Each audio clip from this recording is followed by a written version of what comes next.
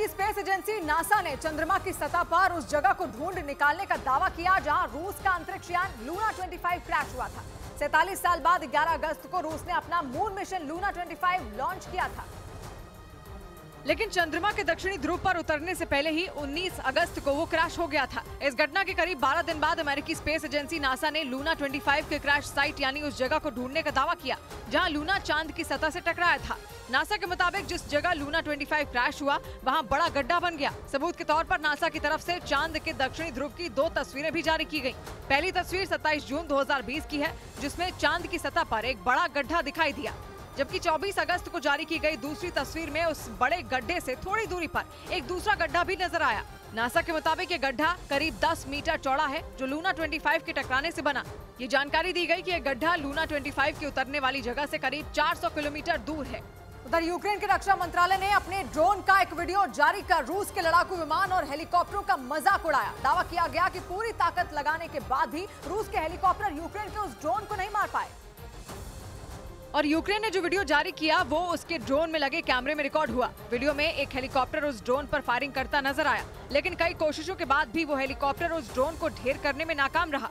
Ukraine के रक्षा मंत्रालय ने दावा किया कि रूस एक लड़ाकू विमान और 2 हेलीकॉप्टर मिलकर उस ड्रोन को ढेर नहीं कर पाए। इतना ही नहीं, यूक्रेन ने रूस के एयर डिफेंस सिस्टम का भी मजाक उड़ाते हुए तंज कसा कि यूक्रेन के ड्रोन गिराने की ताकत उनमें नहीं है। उधर इटली की प्रधानमंत्री जॉर्जिया मेलोनी की एक दोस्त महिलाओं पर की गई टिप्पणी की वजह से मुश्किल में फंस गई। एक इंटरव्यू के दौरान उन्होंने रेप को शराब के सेवन से जोड़ते हुए विवादास्पद बयान दे दिया, जिस पर पूरी दुनिया में हंगामा मच गया और उनकी मानसिकता पर सवाल उठाए जाने लगे। इटली की प्रधानमंत्री जॉर्जिया मेलोनी की दोस्त एंड्रिया जम्ब्रूनो ने इंटरव्यू के दौरान सुझाव दिया कि महिलाएं अधिक शराब न पीकर रेप से बच सकती हैं। उनके इस सुझाव के बाद पूरी दुनिया में सोशल मीडिया पर नई बहस छिड़ गई। यहाँ तक कि उन्हें रेप के लिए महिलाओं को दोषी बताने का आरोप लगाकर सोशल मीडिया पर ट्रोल किया गया। यही नहीं, इटली में विपक्ष के नेताओं ने प्रधानमंत्री जॉर्जिया मेलोनी से उनकी दोस्त की टिप्पणी पर सवाल किए। हालांकि पूरी दुनिया में मचे हंगामे के बीच जॉर्जिया मेलोनी की दोस्त एंड्रिया जम्ब्रूनो ने अपना बचाव किया और दो टूक कहा कि उनकी टिप्पणी का गलत मतलब निकाला गया। इस बीच अमेरिका में राष्ट्रपति चुनाव की रेस में शामिल भारतीय मूल के विवेक रामास्वामी ने चीन को अमेरिका के लिए बड़ा खतरा बताया।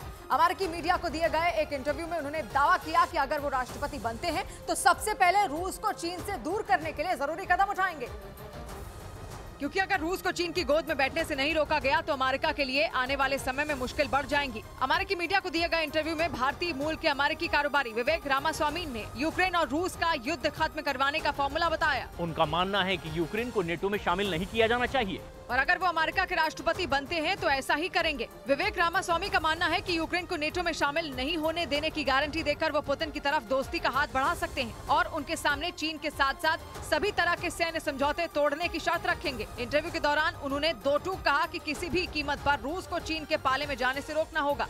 उधर